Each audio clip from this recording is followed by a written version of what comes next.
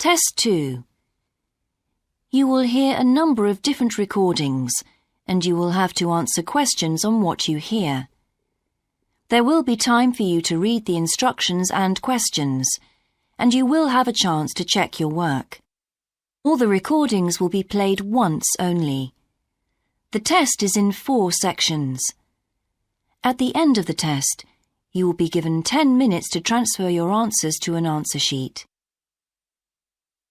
Now turn to Section 1.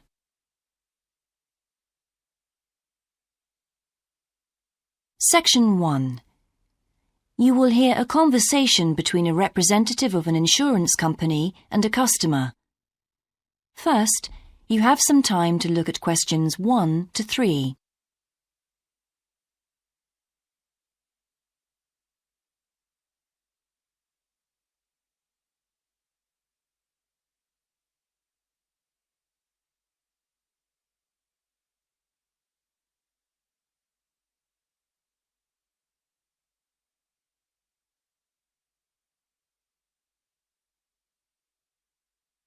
You will see that there is an example that has been done for you.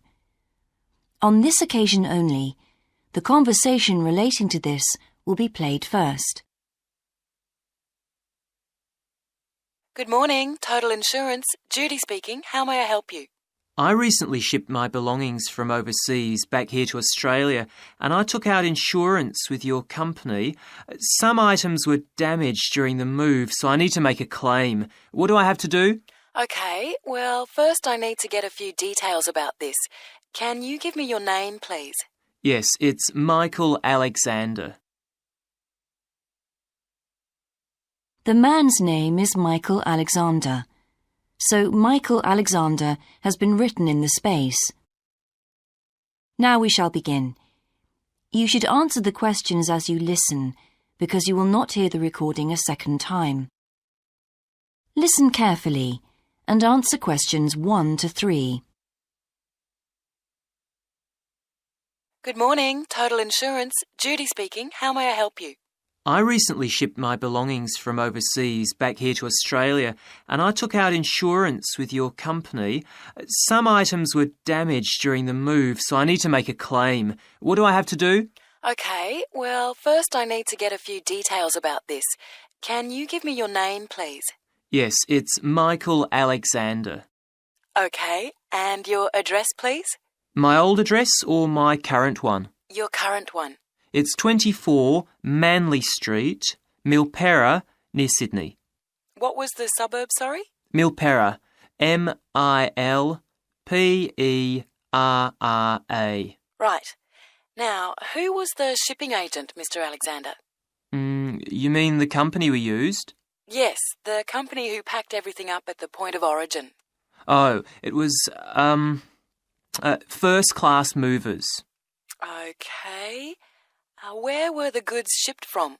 China, but the ship came via Singapore and was there for about a week. Don't worry, all of that information will be in the documentation. Now, the dates. Do you know when the ship arrived? It left on the 11th of October and got to Sydney on the 28th of November. Okay. I need one more thing. There's a reference number. It should be in the top right-hand corner of the pink form they gave you. Let me have a look. I have so many papers. Yes, here it is. It's 601 ACK. Thanks.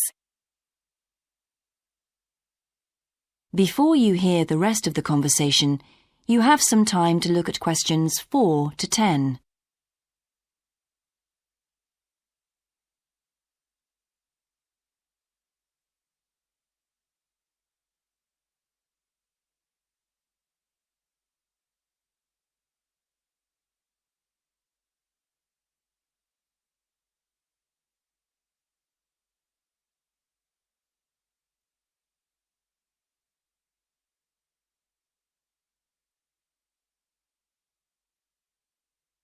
Now listen and answer questions 4 to 10.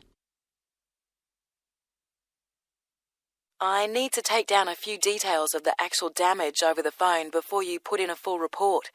Can you tell me how many items were damaged and what the damage was? Yes, well, 4 things actually. I'll start with the big things.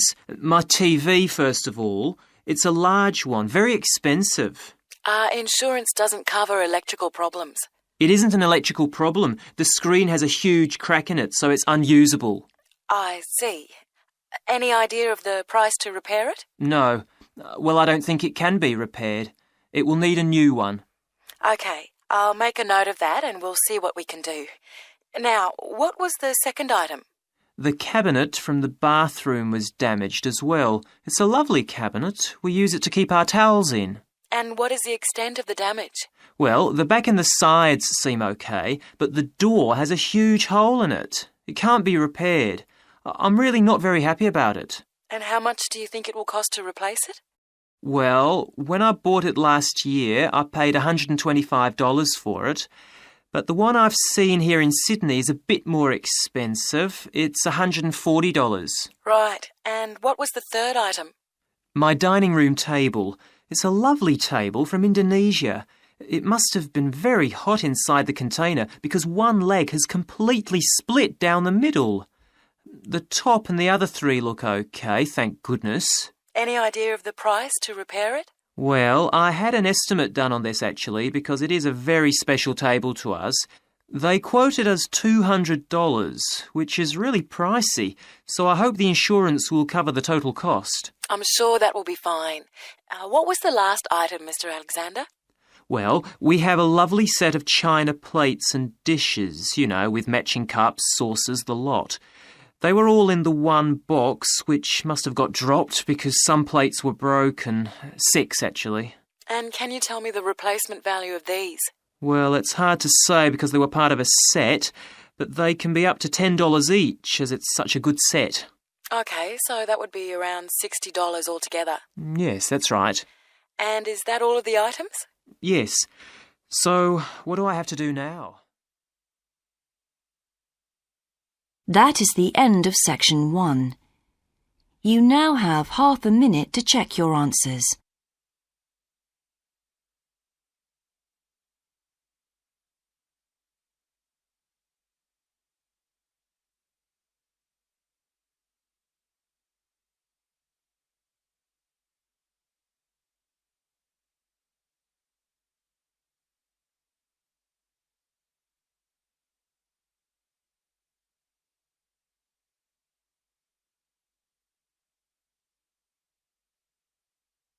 Now turn to section 2.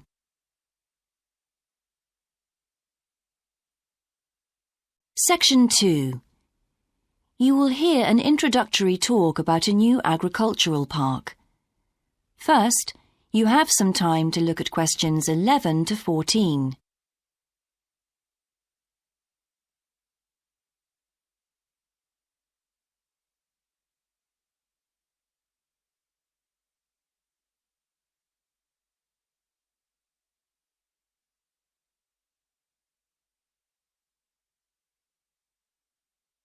Now listen carefully and answer questions 11 to 14. Welcome to Greenvale Agricultural Park. As you know, we've only been open a week, so you're amongst our first visitors.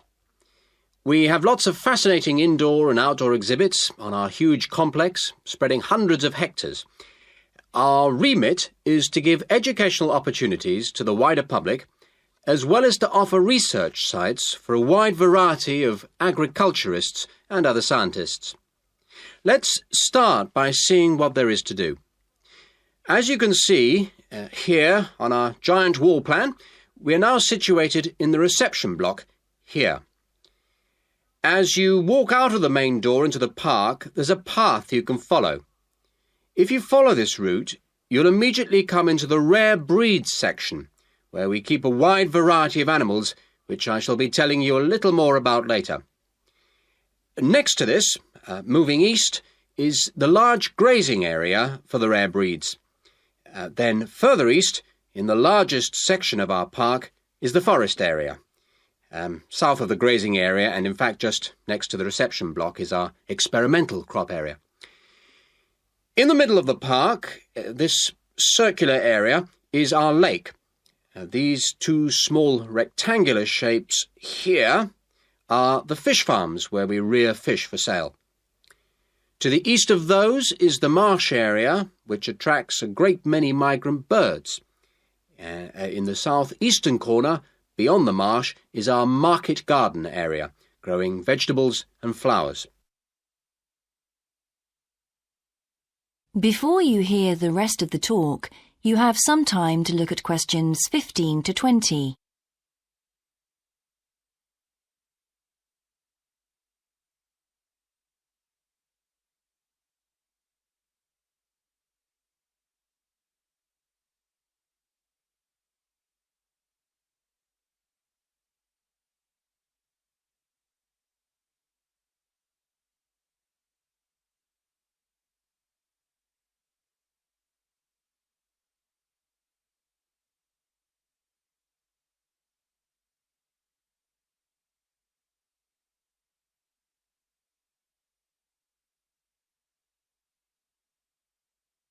Now listen and answer questions 15 to 20.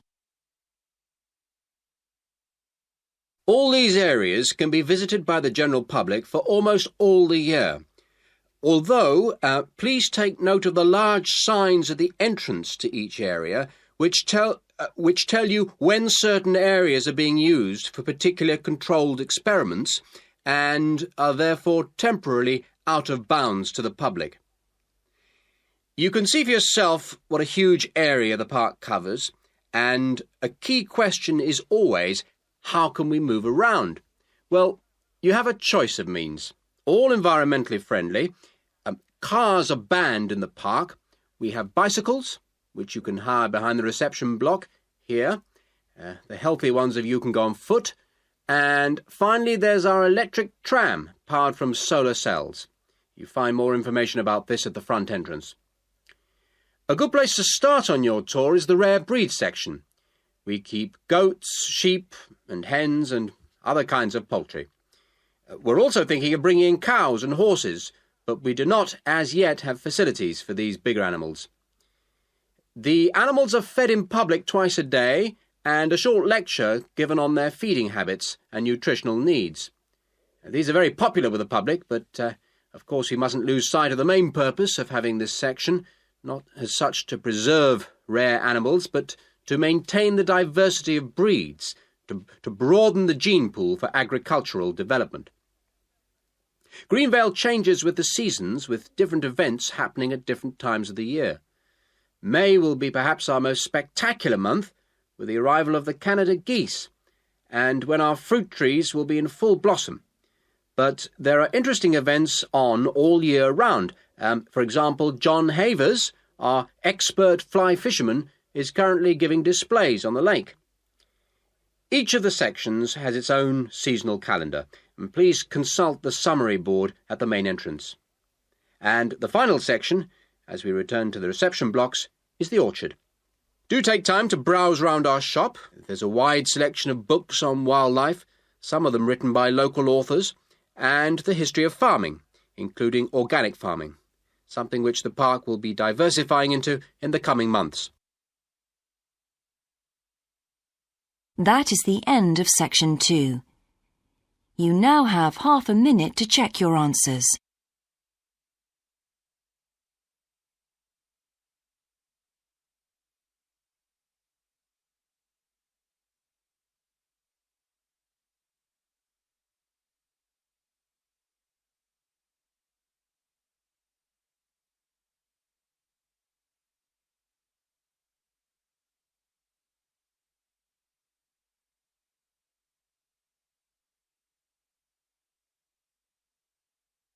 Now turn to section 3.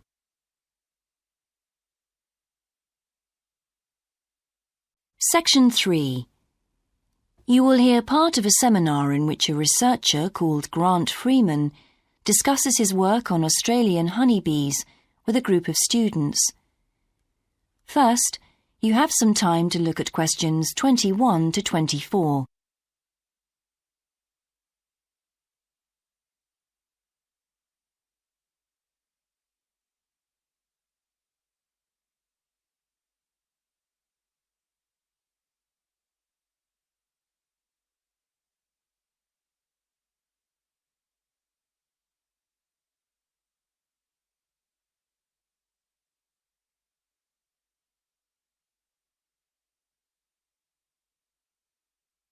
Now listen carefully and answer questions 21 to 24.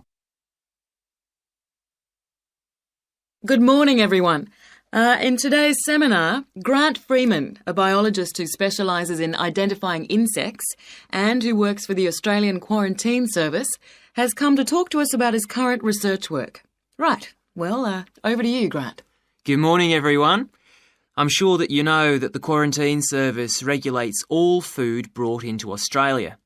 Well, obviously they want to protect Australia from diseases that might come in with imported goods, but they also want to prevent insect pests from being introduced into the country, and that's where I have a part to play. Anyway, my current research involves trying to find a particular type of bee, the Asian honeybee, and finding out whether there are any of them around in various states of Australia. We discovered a few of them in Queensland once and eradicated them. Now we're pretty keen to make sure that there aren't any more getting in, particularly to New South Wales and other states. What's wrong with Asian honeybees? Are they so different from Australian bees? Well, in fact, they look almost the same, but they are infested with mites, microscopic creatures which live on them, and which can seriously damage our own homegrown bees, or could even wipe them out. Well, what would happen if Australian bees died out? Well, the honey from Australian bees is of excellent quality, much better than the stuff the Asian bees produce. In fact, Australia exports native queen bees to a large number of countries because of this. When the European honeybee was first discovered out in the bush, we found they made really unpleasant honey, and they were also too big to pollinate many of our native flowers here in Australia. That must have had a devastating effect on the natural flora. Did you lose any species? No, we managed to get them under control before that happened. But if Asian bees got in, there could be other consequences. We could lose a lot of money because, you might not be aware, but it's estimated that native bees' pollination of flower and vegetable crops is worth $1.2 billion a year. So in a way, they're the farmer's friend. Oh, and another thing is, if you're stung by an Asian honeybee, it can produce an allergic reaction in some people, so they're much more dangerous than native bees. Before you hear the rest of the seminar, you have some time to look at questions 25 to 30.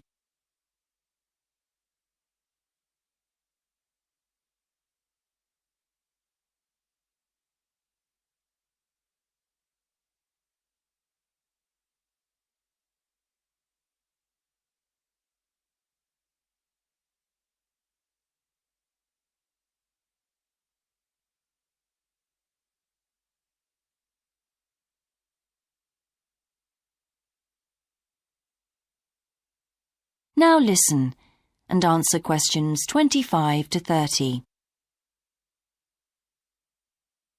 How will you know if Asian bees have entered Australia? We're looking at the diet of the bird called the rainbow bee-eater. The bee-eater doesn't care what it eats as long as they're insects. But the interesting thing about this bird is that we are able to analyse exactly what it eats, and that's really helpful if we're looking for introduced insects. How come? Because insects have their skeletons outside their bodies, so the bee-eaters digest the meat from the inside. Then they bring up all the indigestible bits of skeleton, and of course the wings, in a pellet, a small ball of waste material which they cough up. That sounds a bit unpleasant. So how do you go about it? In the field, we track down the bee-eaters and find their favourite feeding spots, the places where the birds usually feed. It's here that we can find the pellets. We collect them up and take them back to the laboratory to examine the contents. How do you do that? The pellets are really hard, especially if they've been out in the sun for a few days. So, first of all, we treat them by adding water to moisten them and make them softer. Then we pull them apart under the microscope. Everything's all scrunched up, but we're looking for wings, so we just pull them all out and straighten them. Then we identify them to see if we can find any Asian bee wings. And how many have you found? So far, our research shows that Asian bees have not entered Australia in any number. It's a good result and much more reliable than trying to find live ones as evidence of introduced insects. Well, that's fascinating. Thank you, Grant, for those insights. I hope that you might inspire some of our students here to conduct some similar experiments. That is the end of section 3. You now have half a minute to check your answers.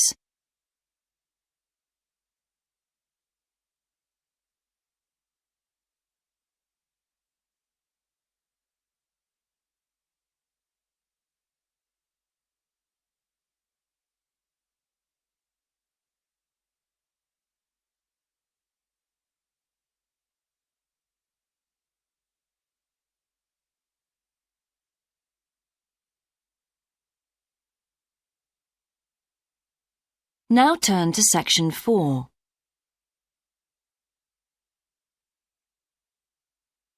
Section 4. You will hear a student called Shona giving a presentation on her research report. First, you have some time to look at questions 31 to 40.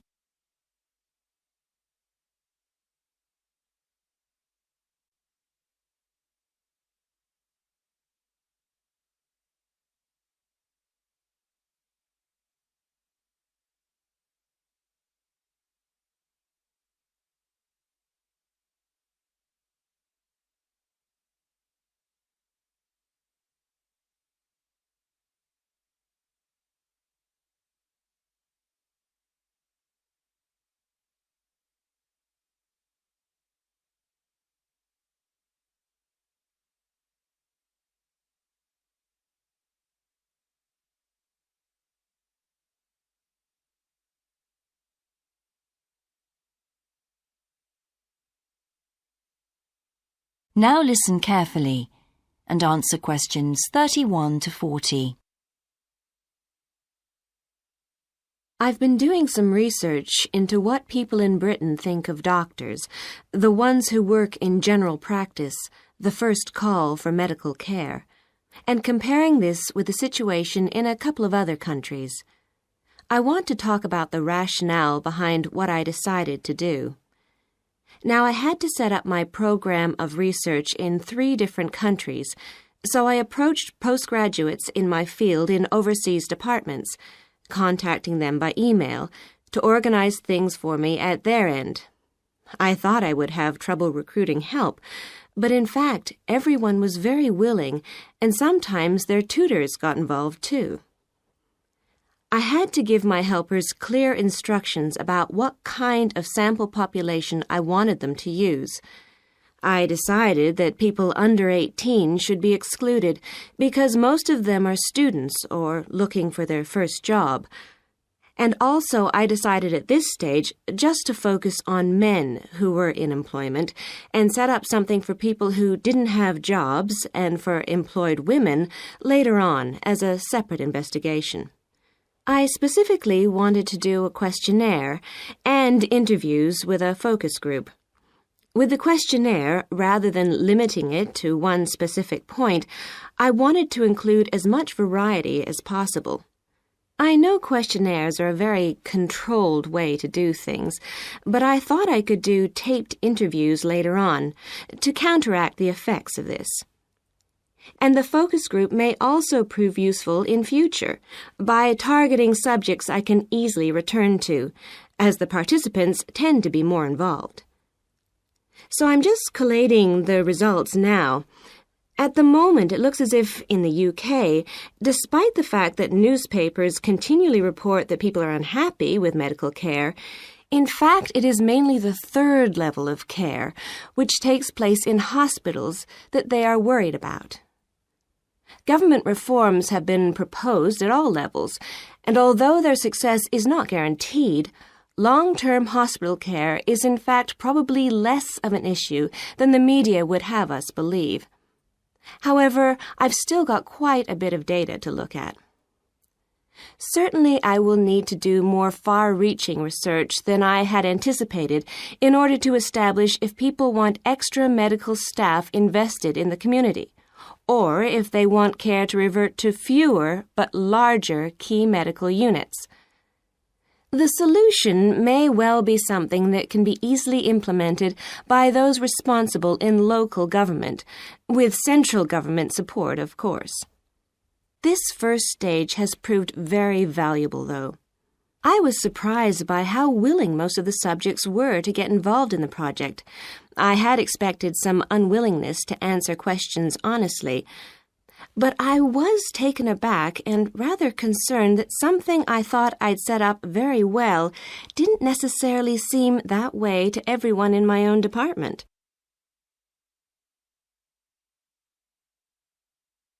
I thought you might also be interested in some of the problems I encountered in collecting my data. There were odd cases that threw me.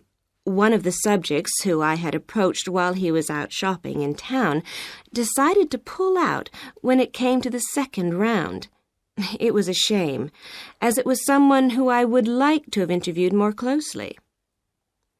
And one of the first-year students I interviewed wanted reassurance that no names would be traceable from the answers. I was so surprised, because they think nothing of telling you about themselves and their opinions in seminar groups. Then one of the people that I worked with got a bit funny. The questions were quite personal, and one minute he said he'd do it, then the next day he wouldn't. And in the end, he did do it. It's hard not to get angry in that situation, but I tried to keep focused on the overall picture in order to stay calm. The most bizarre case was a telephone interview I did with a teacher at a university in France.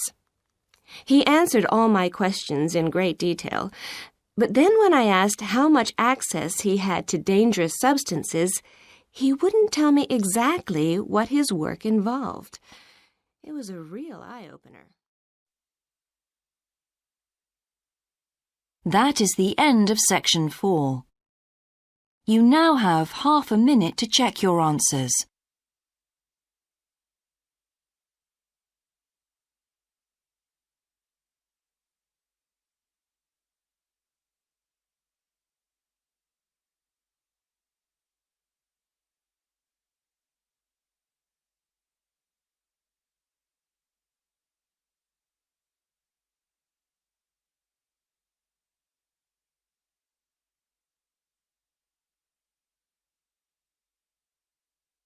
That is the end of the listening test.